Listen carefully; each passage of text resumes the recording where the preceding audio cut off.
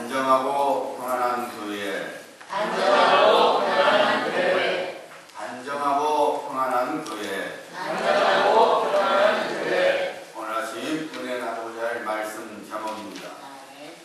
2014년 끝자락에 있는 우리들이 어떻게 한 해를 잘 마무리하는 신앙생활을 할 수 있는지 디모데전서 2장 말씀을 통해서 살펴보고 있습니다. 우리가 어떤 교회 혹은 어떤 성도가 되어야 합니까? 경건한 교회, 즉 경건한 성도가 되어야 한다고 지난 주일에 말씀드렸습니다.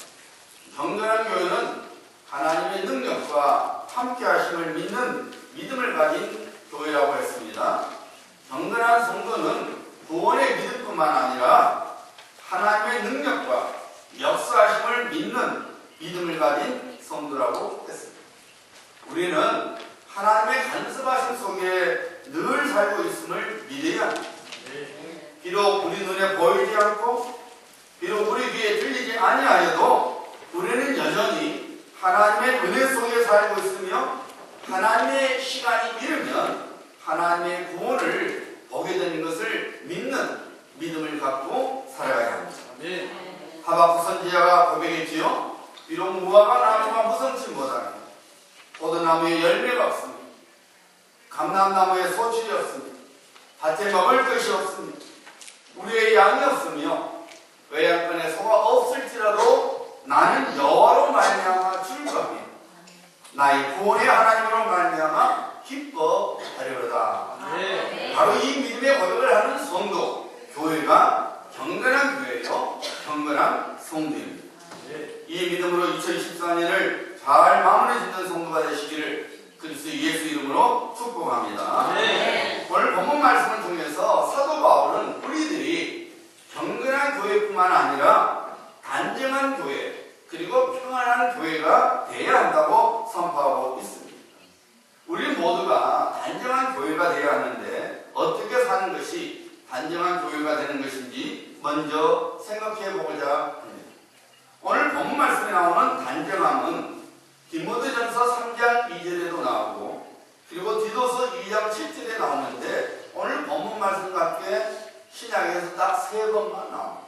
오늘 본문 말씀 2장 2절 말씀과 디모데전서 3장 2절 말씀과 디도서 2장 7절에만 나오는 단어인데 이 단정함의 뜻은 무엇이냐면은 겉으로 드러나는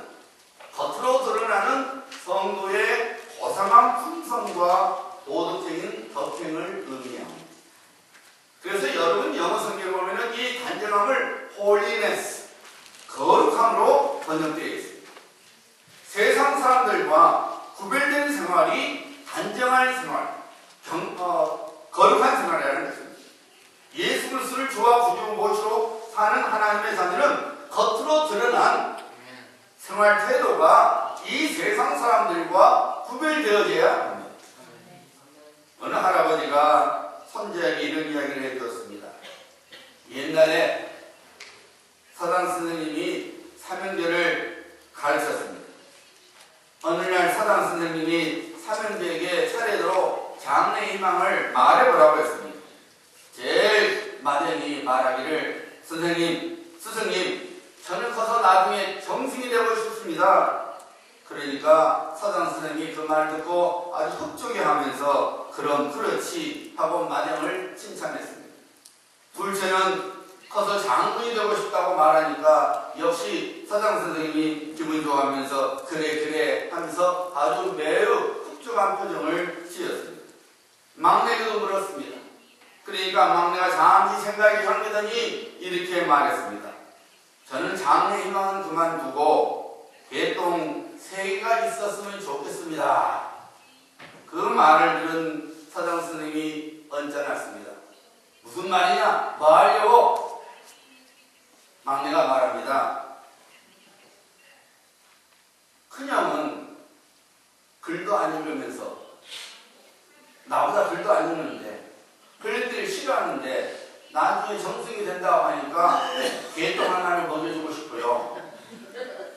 둘째는요 나보다 겁이 많은데 그런 겁쟁이가 장군이 되겠다 하니까 개똥 하나를 먹여주고 싶고요. 나머지 하나는요, 그런 말을 못하고 우물쭈물합니다. 그러니까 서당 선생님이 벌써 무엇 말하는지 알죠. 얼굴이 일그러지는 것입니다. 말해봐! 할아버지가 손자에게 말했습니다. 얘기는 여기까지인데, 근데 손자야, 그 막내가 뭐라고 말했겠니? 알겠니? 알죠. 뭐라고 했겠니? 글도 안 읽으면서 정승이 되고자는 마디. 겁쟁이가 장군이 되겠다는 둘째. 말도 안 되는 소리를 듣고는 기분 흡족해, 기분 좋아하는 서당 선생님이 하나 먹으세요. 그 말을 하셨겠죠. 할아버지가 맞다. 그런데 너라면 그만 할 수 있겠니? 손자가 그렇게 할 수 있다고 큰 소리를 쳤습니다. 그러자 할아버지가 이렇게 말했습니다. 얘야, 너가 앞으로 그 말을 못하게 되면 세 번째 계통은 내 차지라는 것을 잊지 말아라. 그 손자가 지금은 나이 든 사람이 됐는데 자기 삶을 돌아다 보니까 세 번째 계통을 자신이 먹어야 하는 일들이 많이 있었다고 고백을 했습니다. 저 역시 그거를 보면서 세 번째 계통을 먹은 사람이 바로 나구나 라는 생각을 해봤습니다. 우리는 내가 마땅히 살아야 할 모습을 보이고 있는가? 혹은 나의 신분에 맞는 삶을 드러내며 살고 있는가? 이 질문을 우리 스스로에게 물어봐야 합니다. 공부하기를 게을리하는 사람이 어떻게 정승이 될 수 있겠습니까? 용기도 없이 어떻게 장군이 될 수 있겠습니까?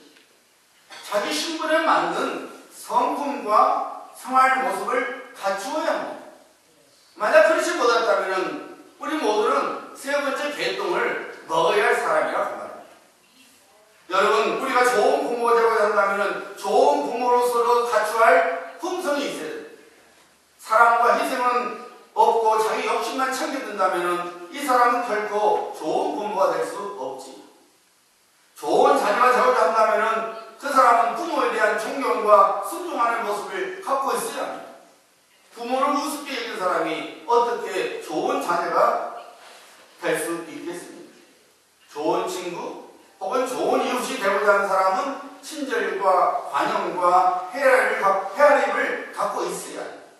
사소한 일에 토라지거나 작은 실수에도 등을 돌린다면 그 사람은 절대로 좋은 친구나 혹은 좋은 이웃이 될 수 없습니다.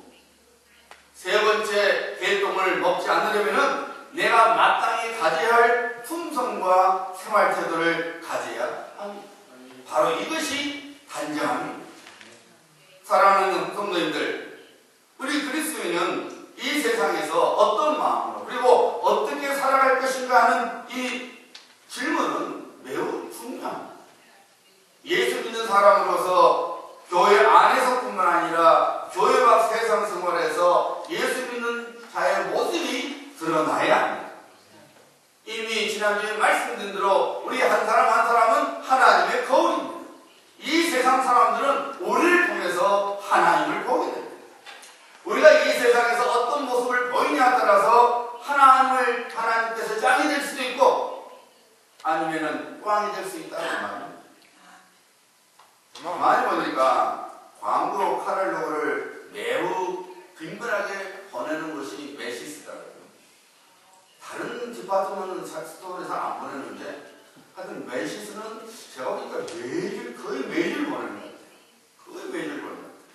여러분 아마 여러분 다 그 매시스 광고 카탈로그를 다 받아보셨을 겁니다. 여러분 카탈로그 안에 보세요. 모델들이 많이 나옵니다. 그런데 여러분 그 모델이 여러분 자신이라고 생각해 보세요. 뭐 상상이 할 수 있는 거잖아요. 한번 해보세요. 여러분 모델이라고. 모델 자기 그렇지만은 한번 상상도 하는 거 잘못입니까? 여러분이 한번 모델이라고 상상해 보세요. 물론 말도 안 되는 상상이지. 왜 그렇습니까? 우리 같은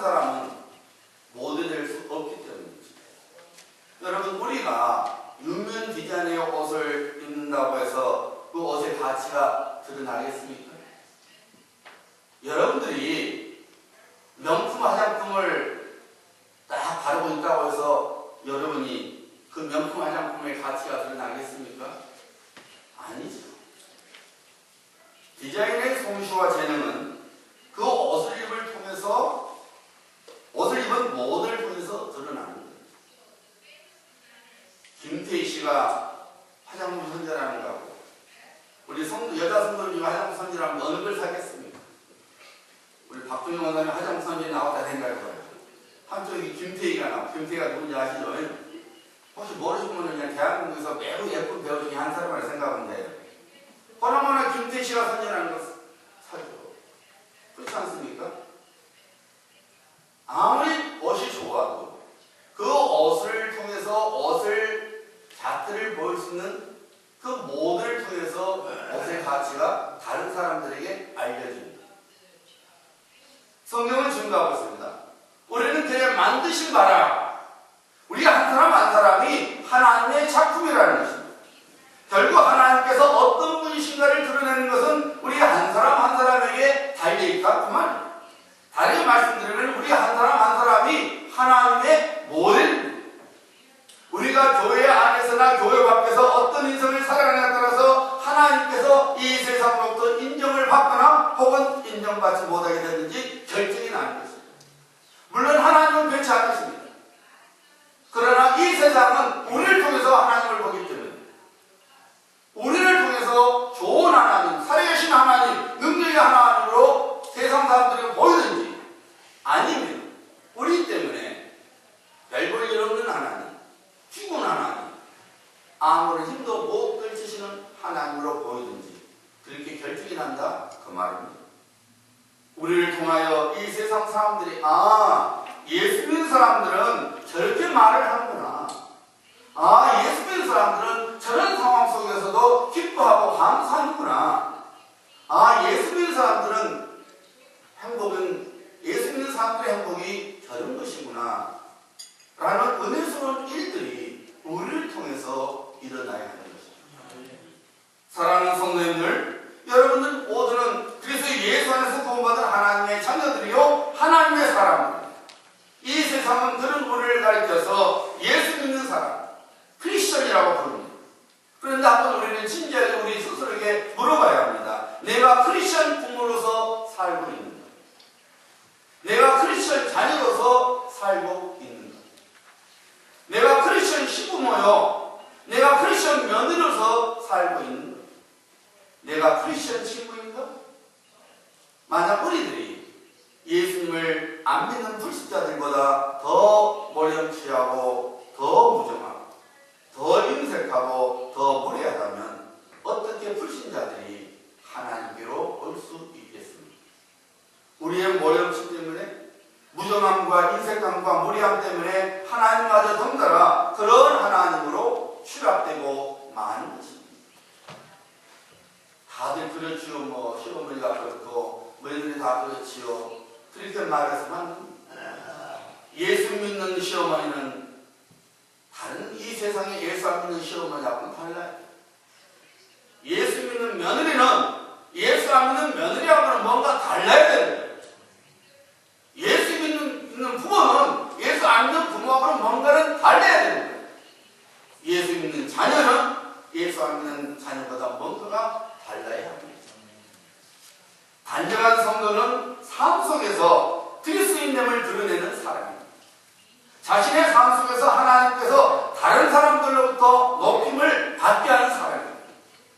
사도 바울의 고백을 들어보시기 바랍니다. 나의 간절한 기대와 소망을 따라 아무 일이든지 부끄럽지 아니하고 오직 전과 같이 이제도 온전히 담대하여 살든지 죽든지 내 몸에서 그리스도가 존귀되게 하려 하나니 이는 내게 사는 것이 그리스도니 죽는 것도 유익함이니라.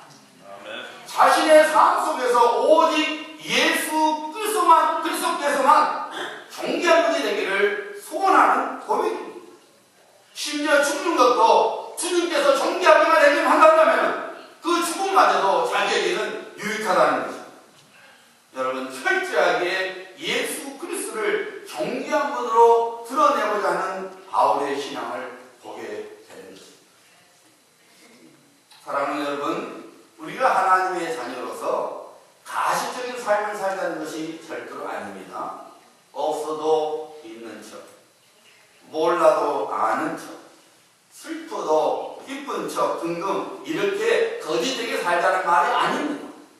없어도 감사하는 삶, 모르기 때문에 겸손한 삶, 슬프지만 주님께 소망을 두는 삶, 삶을 살아가야 하는 것입니다. 이것이 바로 단정한 성도요, 단정한 교회의 모습인 것입니다. 우리가 그리스도인으로서 우리가 마땅히 드려야 할 모습을 드러내며 살아야 합니다.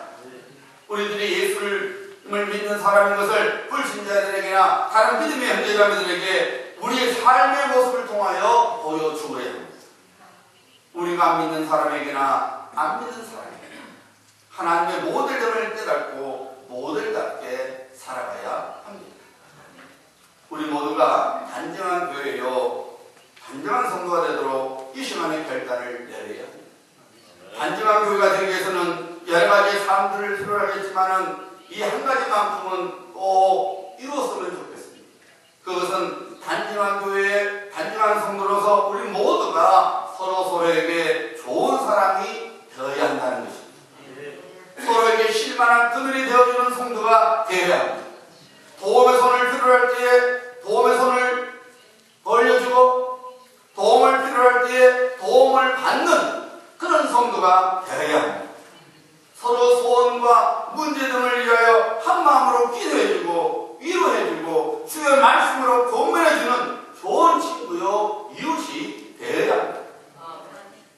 한국에 있는 우리들 교회는 마음에 또 삶 속에 상처있는 사람들이 쉽게 오는 교회라고 합니다. 내가 이혼했어요. 그러면은 저도 이혼해봤어요. 저도 했어요. 자식 때문에 속상해요. 우리 자식도 제 자식도 때문에 제가 속상해본 적이 있어요. 다 허물을 흠을 보는 것이 아니라 나도 그런 허물이 있는가. 하나님께서 그런 허물을 이런 상처를 이렇게 치료해 주셨느라고 위로를 해주니까 자기의 상처를 말하는 것을 겁내지 않는다는 것입니다. 그런 상처를 말하면 뒤에서 수근수근거리는 것이 아니라 그 상처를 위해서 기도해 준다는 것이죠. 그것이 바로 단정한 교회요, 단정한 성도입니다.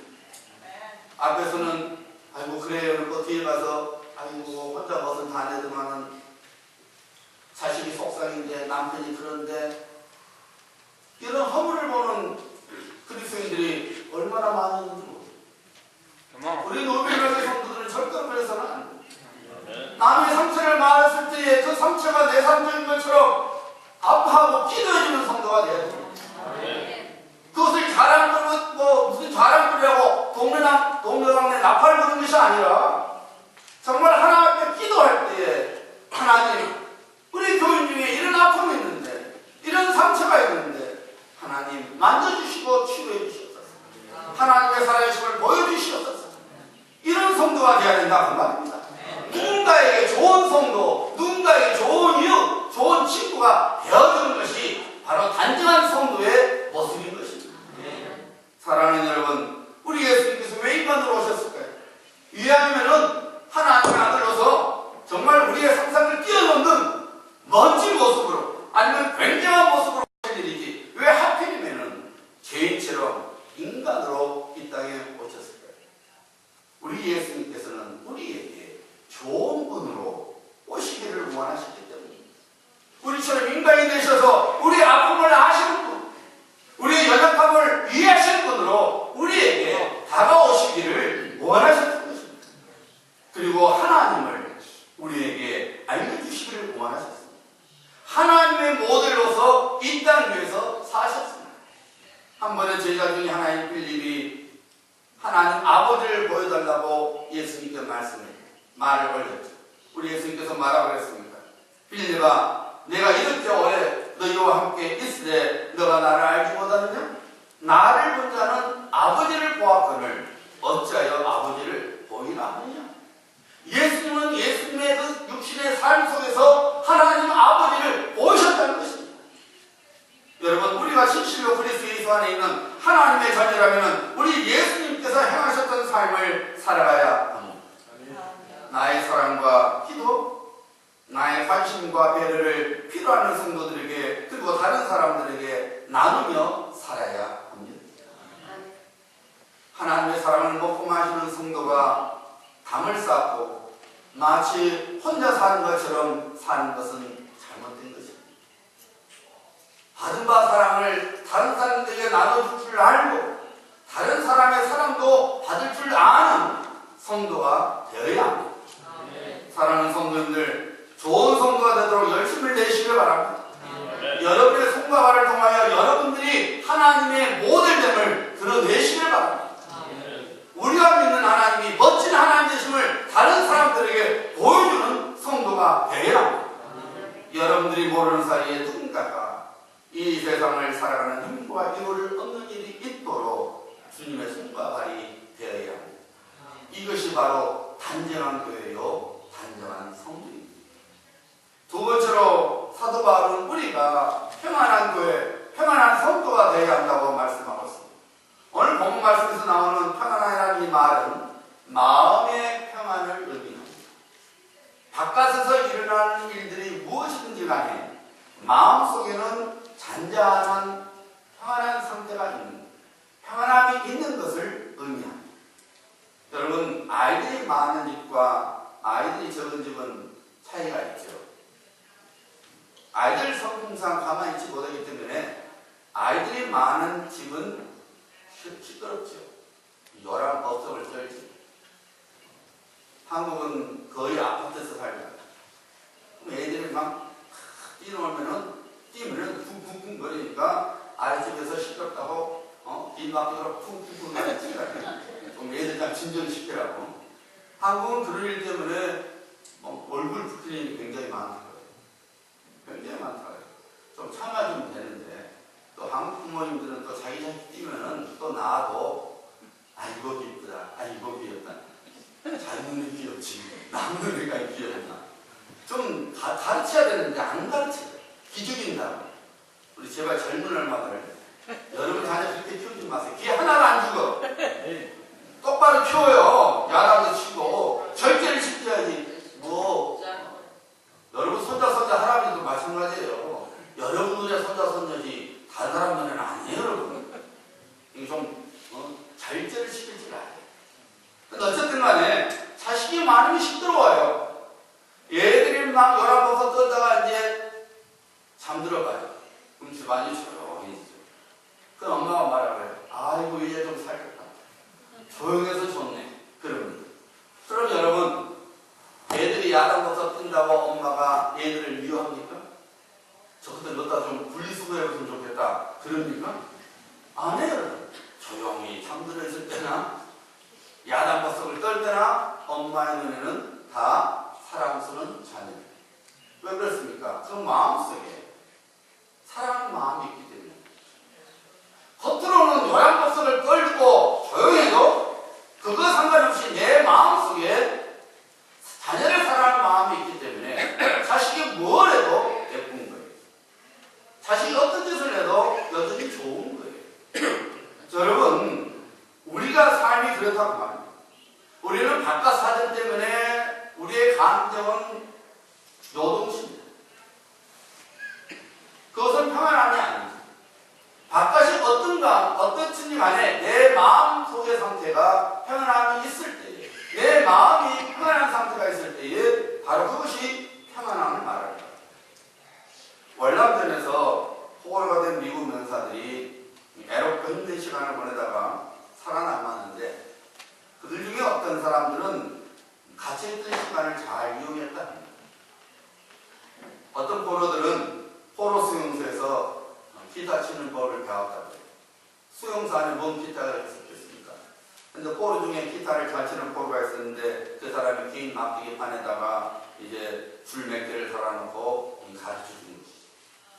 키보드를 칠 줄 알았던 포로는 나무판에다가 피아노 건반을 그려놓고 다른 동료들에게 피아노가 치는 법을 가르쳐 주었다.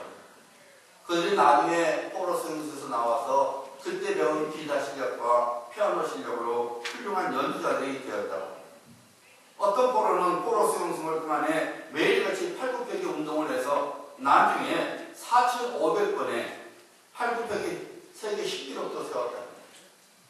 어느 공군 대령은 7년 수용생활 중에서 매일같이 긴 나무가지 하나를 골프처럼 생각하면서 스윙 연습을 했답니다. 포로 수용소에서 훈련하고 미국에 돌아온 지 일주일 만에 그는 골프샵에 나가서 우승을 했대요. 7년 동안 매일같이 스윙을 했으니 얼마나 잘했겠어요. 여러분, 포로 수용소이지만, 포로 생활이지만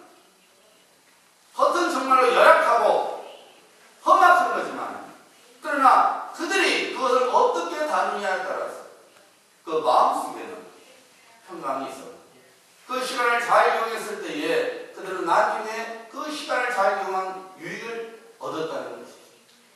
여러분, 누구든지 겉으로 드러나는 상황과는 별도로 어떤 지렛대로 사느냐에 따라서 삶의 내용은 결정됩니다. 우리는 자꾸 환경 탓합니다. 부모 탓합니다. 배우자 탓합니다.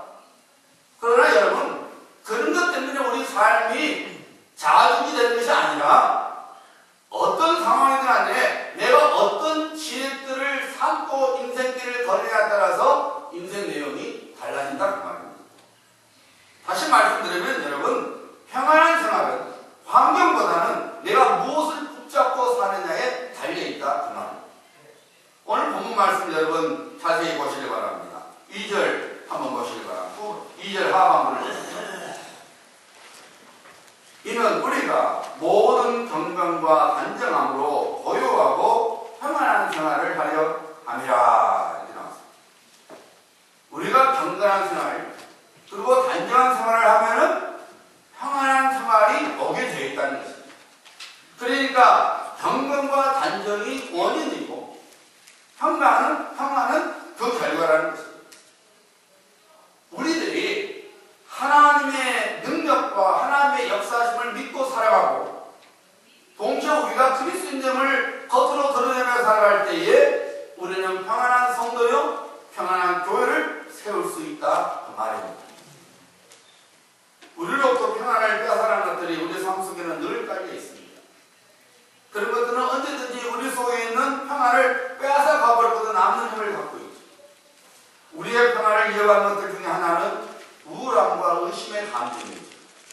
우리는 생기는 넘치는 삶을 살다가도 이내 풀이 죽어 우울한 날을 살아가게 되죠.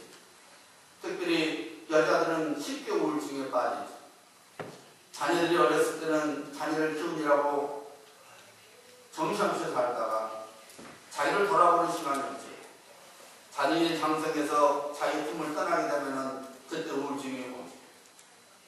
내가 무엇 때문에 살아왔지? 내 인생이 뭐지? 이러면서 우울증이 찾아옵니다. 믿음이 충만한 날을 보내다가 갑자기 의심으로 가득 찬 날을 보내기도 합니다. 우리가 만나는 환경 속에서 우리의 감정은 요동을 치면서 들쑥날쑥한 삶을 살아가는 것입니다.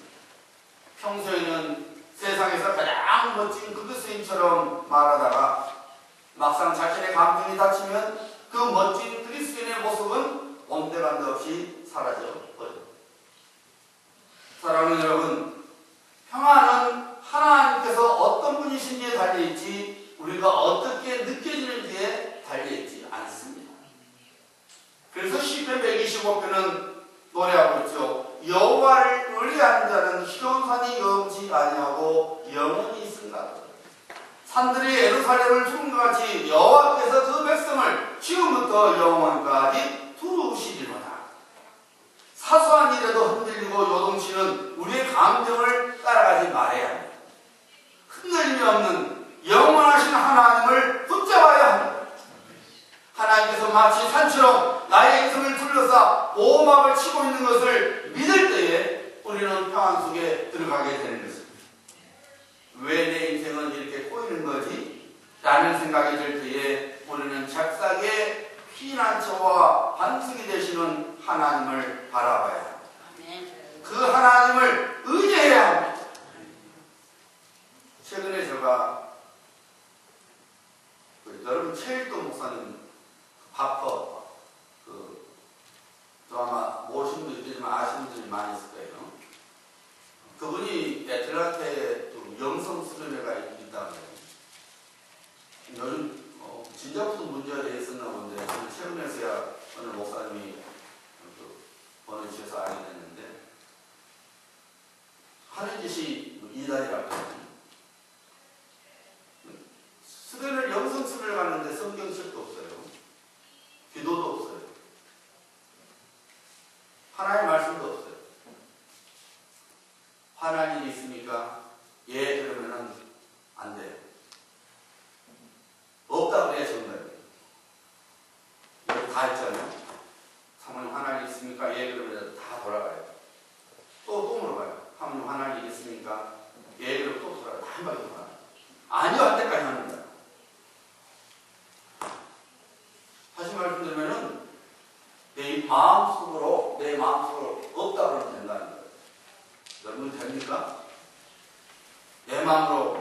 없다면 돼요? 안 돼요. 성령께서 미워하는 마음을 없애주시고 평강으로 채워주기 전에는 뭐 내 속으로 없다고 되는 거예요? 사람이 너무 유명해지면 교만해져갖고 마귀 종이 되는 거예요. 그런 생각은 너무 유명해지면 안 되거든. 교만해집니다. 사람들이 존경해지니까 자기가 하나님 되는 걸 아는 그렇죠? 어쨌든 간에 여러분, 우리가 우리를 의지하는, 우리의 감정을 의지하는 거 아니에요.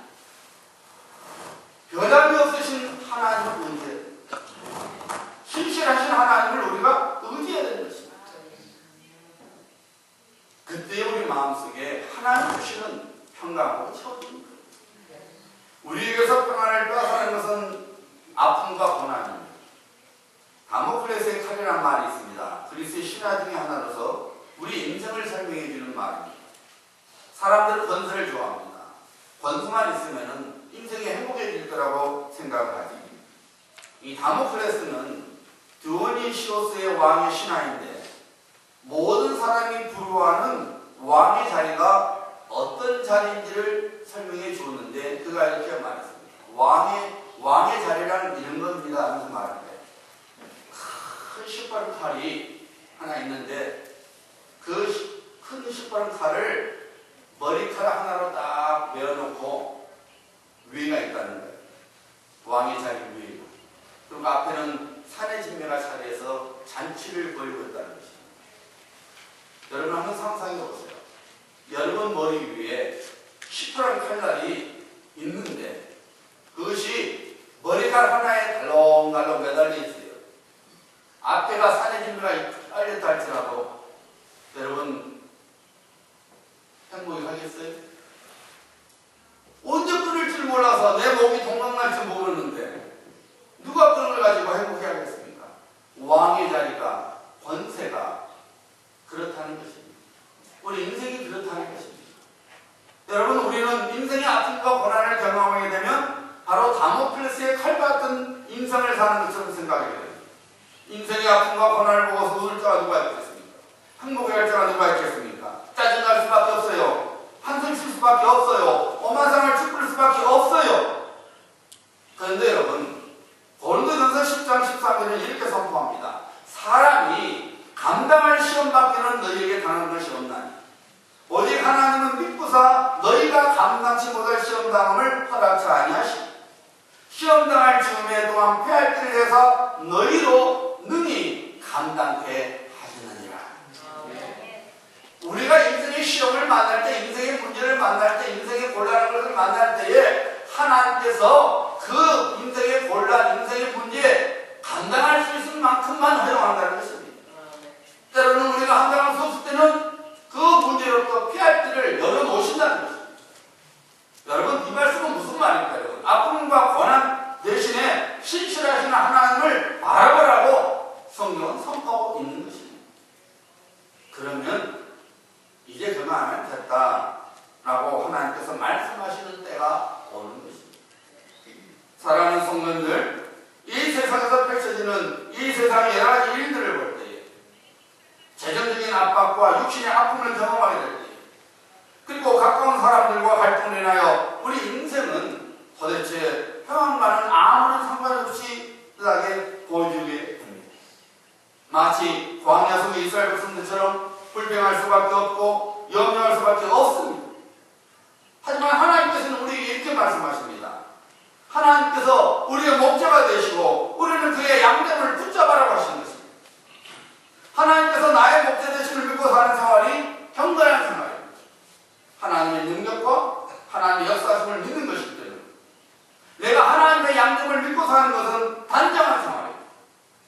이 두 지렛대를 양손해주고 인생을 뚜벅뚜벅 걸어가야 합니다. 그때 우리 역시 시편 기자처럼 우리 영혼의 평안함을 노래할 수 있게 되는 것입니다. 여호와를 의지하는 자는 시온산이 흔들리지 아니하고 영원히 있습니다. 산들이 예루살렘을 두름같이 여호와께서 그의 백성을 지금부터 영원까지 두르시리로다. 사랑하는 성도님들, 우리는 하나님의 거울입니다. 마시길 바랍니다. 우리 한 사람 한 사람은 하나님의 거울입니다. 우리의 삶의 모습을 통하여 하나님께서 다른 사람들에게 보여지는 것입니다. 여러분들은 어떤 하나님을 소개하고자 하십니까? 여러분이 믿는 하나님을 다른 사람들에게 어떤 모습으로 보여주고자 하십니까?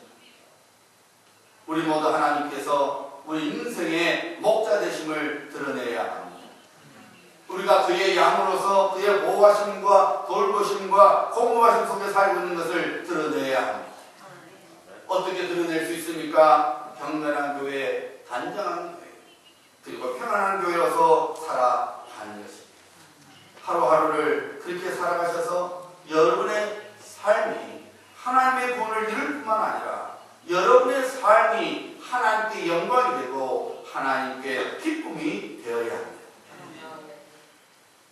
2014년 끝자락에 서서 아무런 의미와 생각도 없이 한 해를 보내지 말고 하나님 앞에서 경건한 성도, 단정한 성도, 그리고 평안한 성도가 되겠다는 결심을 내려야 합니다.